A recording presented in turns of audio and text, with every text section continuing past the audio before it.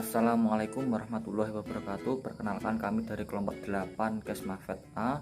Nama saya Muhammad Rifai, NIM 2301011914239. NIM 2301011914023 dari kelompok 8 Kesmafet A. Perkenalkan, nama saya Istihanah, NIM 230101191302668 dari kelompok Dino Arta Cahyono dengan NIM 230101191300090 dari kelas Kesehatan Masyarakat Veteriner. Perkenalkan, nama saya Muhammad Tariq Azahiri dengan NIM 225 dari kelas Kesmafet. Acara yang pertama yakni uji daging kambing. Alur distribusi daging kambing itu digunakan untuk mengetahui hulu dan hilir bagaimana daging kambing itu berasal. Peternakan kambing. Peternakan kambing ini dipelihara dengan metode penyekatan satu sekat satu kambing. Di sini mempunyai kelebihan yakni kambing akan hidup aman tanpa gangguan dari kambing lainnya, sehingga saat pemotongan daging kambing akan aman tanpa ada daging yang rusak karena lebam terseluduk oleh kambing yang lain.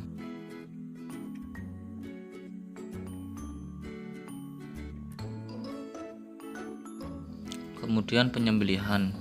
Kemudian untuk pemotongan daging ini dilakukan dengan memotong 3 saluran pernafasan, pencernaan, dan pembuluh darah, dibarengi dengan bacaan bismillah. Kemudian penyembelihan dilakukan pada tengah malam ditujukan agar saat pagi hari diperjualbelikan daging masih dalam kondisi segar. Dalam penyembelihan daging kambing milik pribadi ini kurang baiknya hanya dilakukan satu orang tanpa ada bantuan untuk antisipasi pergerakan kambing. Setelah disembelih, kambing digantung dan diambil kulitnya. Pemilahan daging ini dipisah antara jeroan dengan daging. Perlu dihati-hati saat pemisahan jeroan agar tidak memecah empedu yang berada pada dekat jantung, karena akan membuat daging menjadi rusak, terasa pahit. Setelah dipisah, daging dimasukkan ke dalam freezer pendingin dan sebagian dijual. Penyimpanan ini dilakukan di dalam freezer dengan kondisi minus 16 derajat Celcius. Kekurangan dalam penyimpanan ini adalah kurang baiknya plastik yang digunakan. Dalam keadaan standar nasional Indonesia, plastik yang baik digunakan untuk menyimpan daging yakni plastik sekali pakai, bukan yang daur ulang, karena yang daur ulang itu akan berpengaruh pada kehigienisan daging kambing tersebut. Kemudian untuk distribusi yang kami temui dalam penjual ini yakni melakukan pengiriman dengan keadaan bak terbuka, yang tentu ini akan membuat bakteri dari udara luar masuk ke dalam daging. Untuk mengantisipasinya, penjual ini menggunakan plastik untuk menutupi, dan untuk mengurangi resiko bakteri dari luar, penjual melakukan pengiriman pada jam 3 dini hari, di mana kondisi cuaca sedang segar dan belum banyak mobilitas kendaraan. Penilaian organoleptik. Penilaian organoleptik yang disebut juga dengan penilaian indera atau penilaian sensorik merupakan salah satu cara penilaian didasarkan pada tingkat kesukaan yang sangat penting dan dasar untuk seorang konsumen. Biasanya konsumen memilih daging melalui penampilan fisik dan dari meliputi warna, tekstur, kekilapan, kebasahan, serta intensitas aroma daging segar. Parameter yang digunakan adalah sifat fisik daging yang dapat diamati, diraba, dicium aromanya. Dari hasil pengamatan daging segar ini terlihat bahwa yang pertama, warna daging merah namun tidak terlalu mencolok, kemudian tidak berbau menyengat, kemudian tidak ada darah yang tercacar di pembuluh darah daging, kemudian daging terasa kenyal dan serat tipis di dagingnya, kemudian daging tidak terlalu mengkilap, daging tidak terlalu berair atau memiliki kadar air yang sedikit, kemudian daging terlihat kadar lemak dalam daging tidak terlalu banyak. Uji kesegaran daging. Untuk uji kesegaran ini dilakukan dengan mendiamkan daging selama 6 jam di dalam freezer dan 1 jam di suhu ruang. Dari data yang diambil terlihat bahwa ada yang pertama perubahan warna, yaitu merah cerah menjadi warna merah keputihan. Yang kedua, bau, yaitu berbau segar atau berangus menjadi berbau amis, menandakan bahwa terjadi peningkatan nilai pH. Lalu yang ketiga, tekstur dari halus menjadi sedang karena daging sudah tidak dalam keadaan segar. Lalu yang keempat, terjadi penurunan daya ikat air dan terlihat basah. Hal ini dikarenakan penyimpanan di dalam freezer menyebabkan daging menjadi basah karena terkena kristal es. Dalam uji ini dapat disimpulkan bahwa daging memiliki tingkat kesegaran yang cukup baik, dan saran untuk menjaga kesegaran daging dapat dilakukan dengan penyimpanan dengan menutup daging dengan menggunakan kain terlebih dahulu, lalu kain ditutup dengan menggunakan plastik yang tidak dapat didaur ulang. Biasanya tersedia di RPH pemotongan mili pemirah agar daging tetap terjaga kesegarannya. Lalu yang kedua, pada as pemasaran, daging tidak disarankan untuk membiarkan daging dalam keadaan terbuka karena daging sangat resisten terhadap lalat, debu, polusi udara, dan ancaman suhu ruang yang mempercepat laju pembusukan. Kambing. Daging kambing biasanya dipalsukan dengan daging babi. Beberapa aspek yang memikat para penjual daging kambing untuk menggunakan daging babi sebagai alternatif pemalsuan adalah sebagai berikut. Yang pertama, daging babi memiliki harga yang lebih murah dibanding dengan harga dari daging kambing. Harga daging babi hanya berkisar 70-85.000 per kilo, sedangkan daging kambing memiliki harga 120-135.000 per kilo.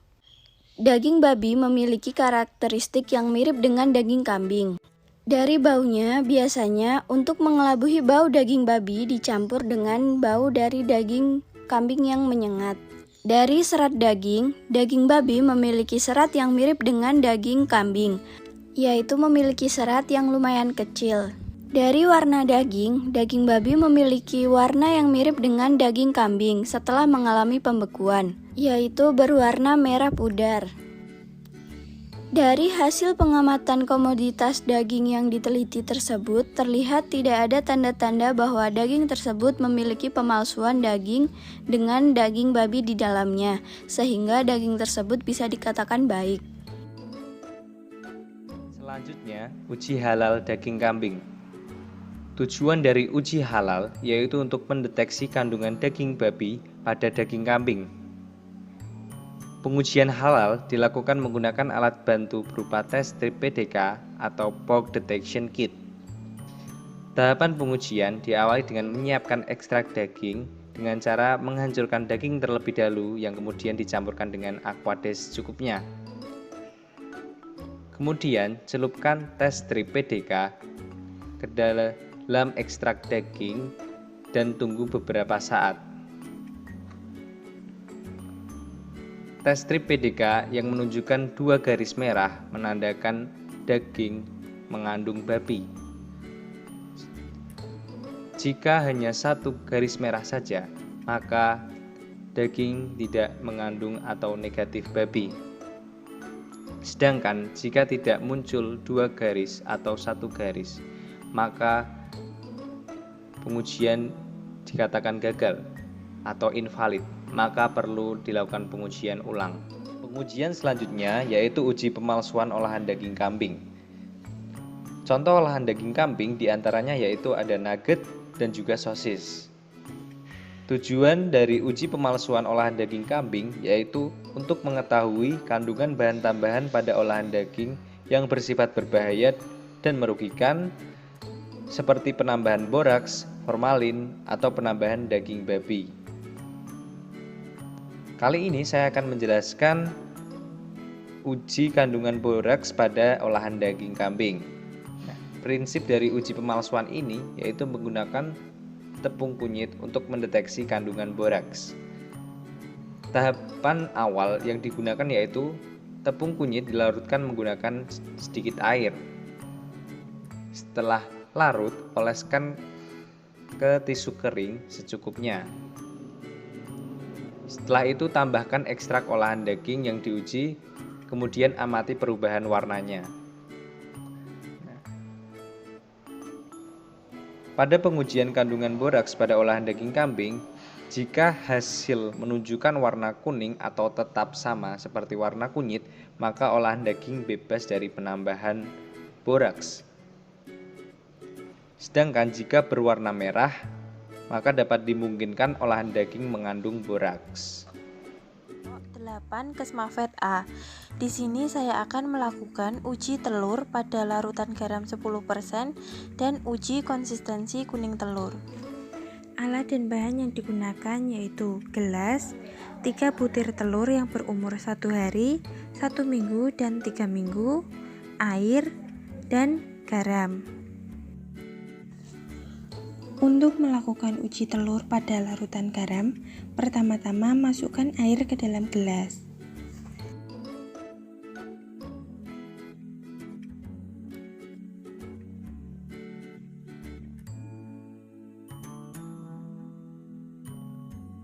Kemudian, tambahkan garam sebanyak 10% ke dalam air dan aduk sampai larutan garam homogen.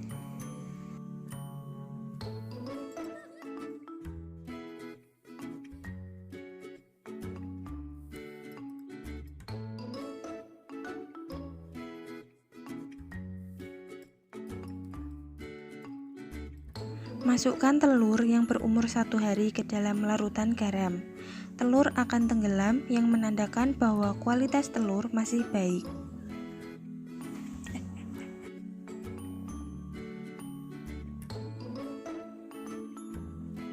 Telur yang berumur 1 minggu jika dimasukkan ke dalam larutan garam akan tenggelam dengan arah vertikal. Hal ini menunjukkan bahwa kualitas telur mulai menurun.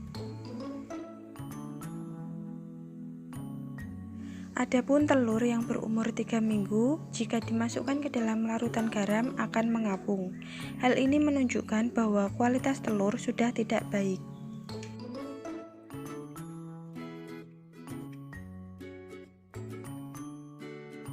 Uji konsistensi kuning telur dilakukan dengan memecahkan 2 butir telur, yaitu telur baru dan telur lama penyimpanan.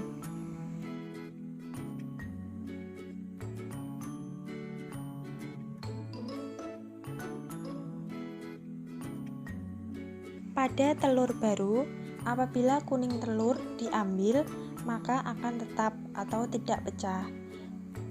Sedangkan telur yang lama akan mengalami pecah apabila kuning telur diambil.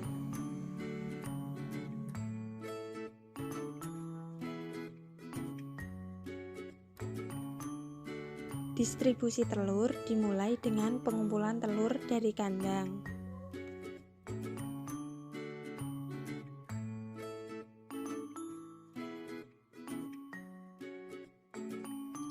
Selanjutnya, telur dilakukan pengangkutan.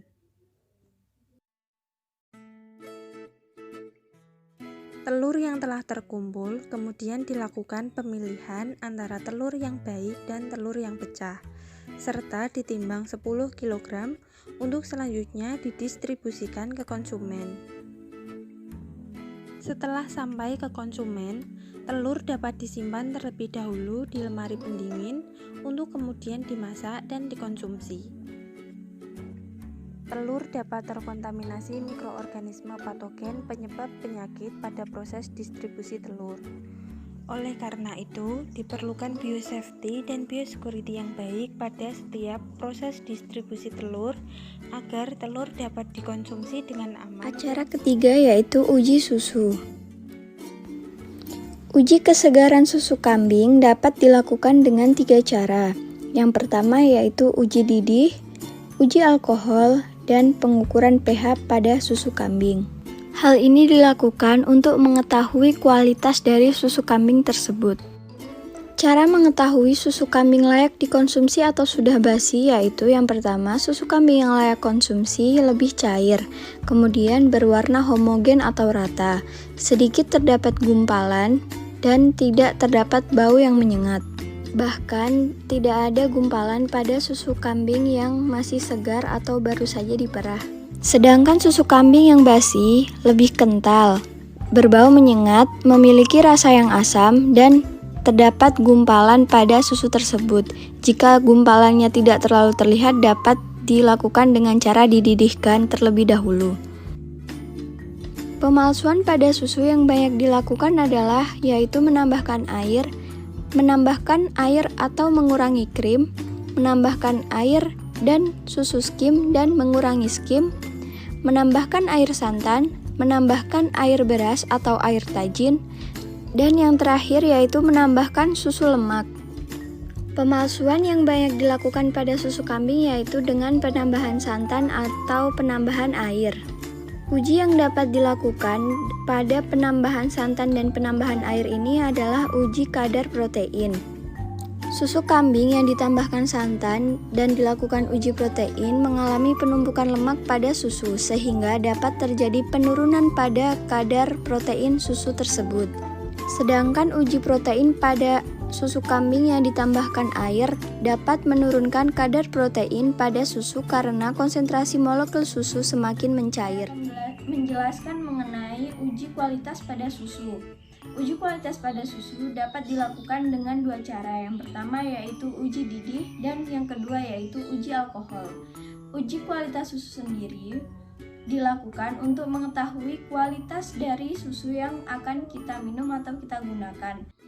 Hal pertama yang harus kita lakukan dalam uji kualitas susu dengan cara uji alkohol yaitu menyiapkan alkohol 70%, kemudian susu dan juga gelas atau tabung reaksi. Yang pertama, kita akan memasukkan susu dan alkohol dengan perbandingan 1:1. Kemudian kita homogenkan atau kita aduk untuk mengetahui apakah terdapat gumpalan pada sekitar gelas. Dari susu yang saya gunakan ini tidak terdapat gumpalan pada sekitar gelas sehingga susu ini masih baik atau layak dikonsumsi. Selanjutnya saya melakukan uji didih pada susu dengan cara memanaskan susu kemudian menunggu hingga susu mendidih terlebih dahulu. Jika terdapat gumpalan atau terdapat endapan, maka susu tersebut sudah tidak layak untuk dikonsumsi. Pada susu yang saya gunakan ini tidak terdapat gumpalan ataupun endapan, sehingga susu ini masih baik dan layak untuk dikonsumsi. Sekian dari kelompok kami. Wassalamualaikum warahmatullahi wabarakatuh.